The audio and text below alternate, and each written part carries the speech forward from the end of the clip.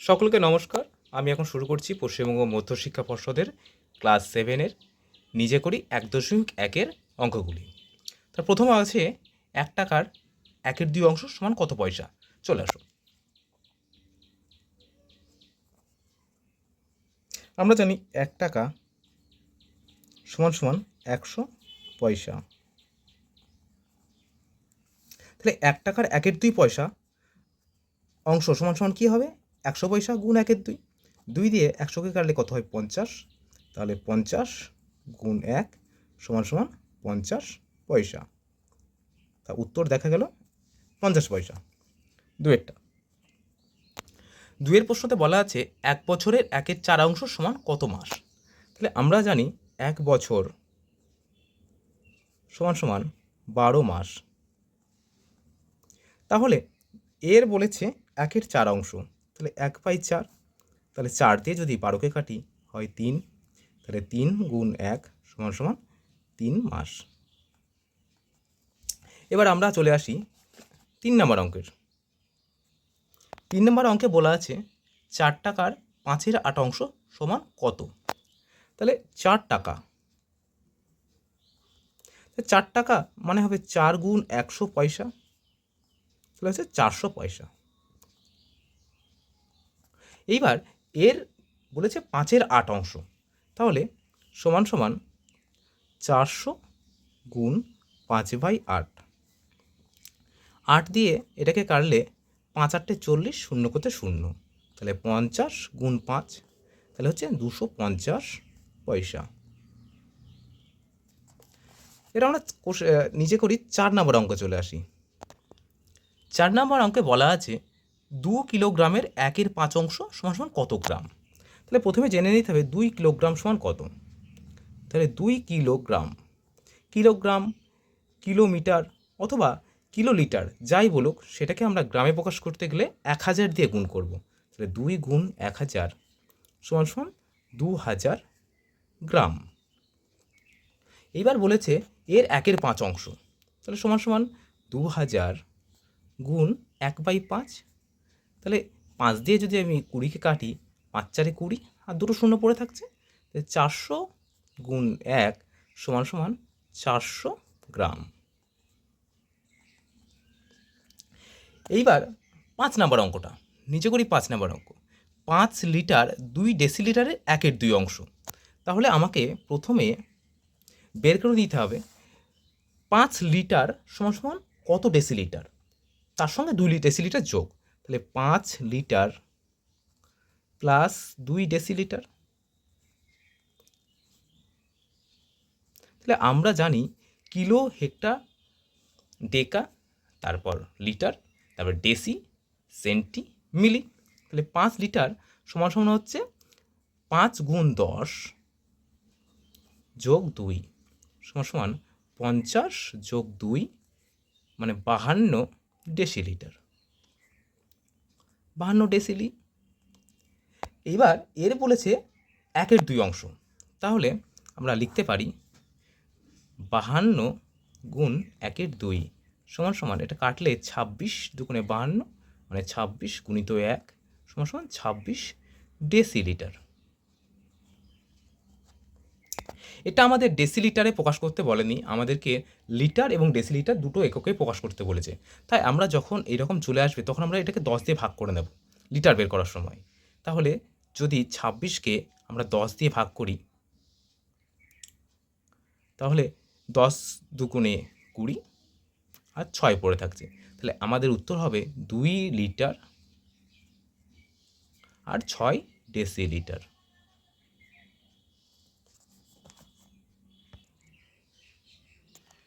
সেখানে বলেছে একটি সংখ্যার 1/3 অংশের সঙ্গে 20 যোগ করলে 35 হয়, তবে কত হবে সংখ্যাটি হিসাব করি। তাহলে আমি এখানে অঙ্কটা আমি লিখে নিয়েছি। তাহলে আমি লিখব, ধরি সংখ্যাটি এক্স।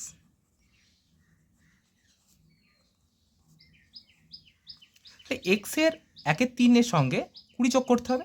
তাহলে আমি শর্তানুসারে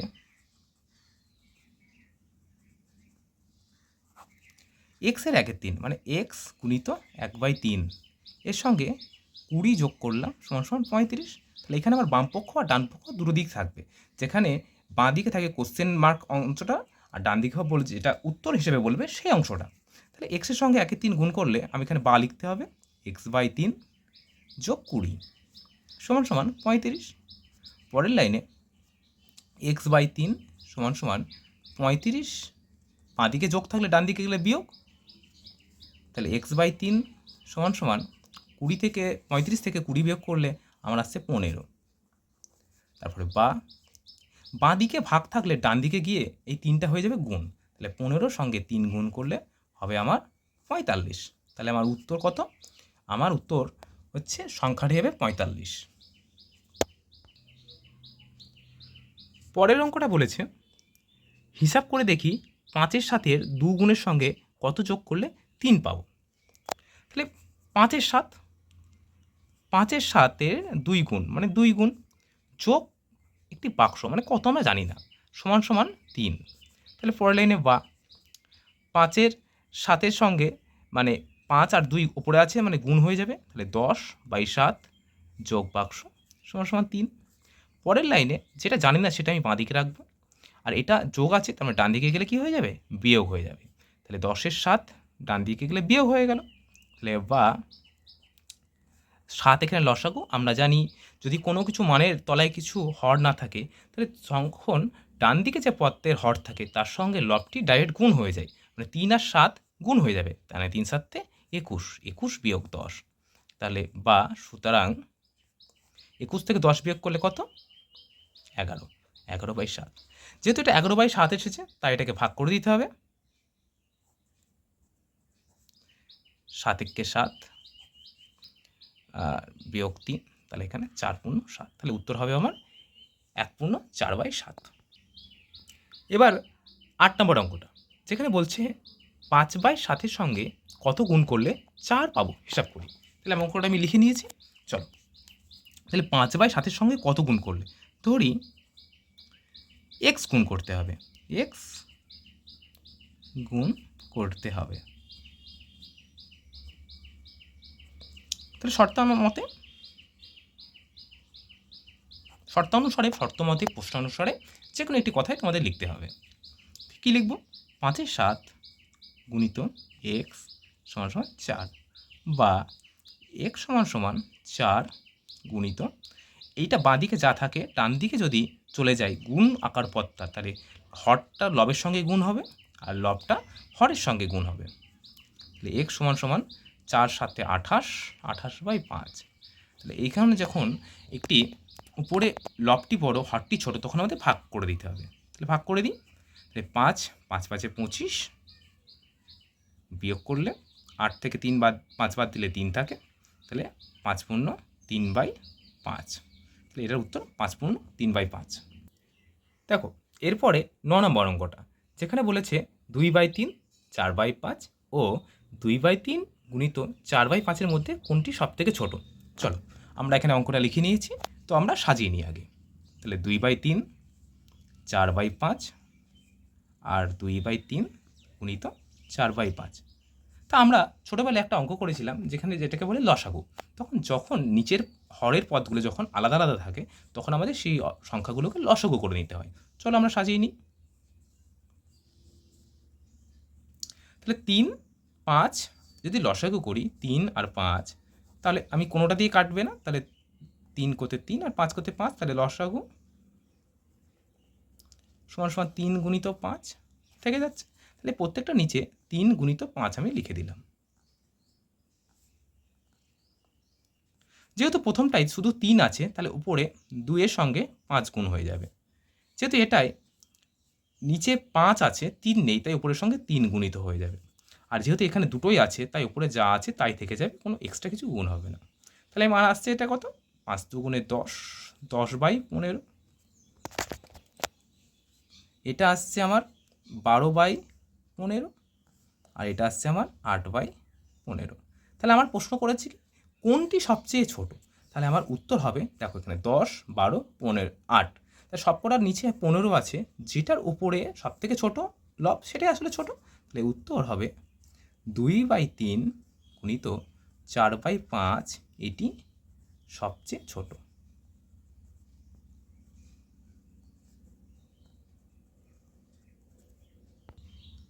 দেখো 10 নম্বর অঙ্কটা, যেখানে বলেছে 5/2 7/3, কিন্তু 7/3-এর মধ্যে সবচেয়ে বড় কোনটি। এর আগে যে অঙ্কটা করলাম ঠিক সেটার মতোই, কিন্তু একটু অন্য। তাহলে আমি এখানে সাজিয়ে নিই, 5/2 7/3, 5/2 গুণিত 7/5। না, এখানে 3 হবে এটা। তাহলে আমি লসাগু যদি করি, এখানে দেখা যাচ্ছে হরে কত আছে, 2 আর 3। তাহলে 2 আর 3 ছাড়া কিছু নেই, তাহলে সব কটাতেই আমি 2 আর 3 আমি বসিয়ে দেবো।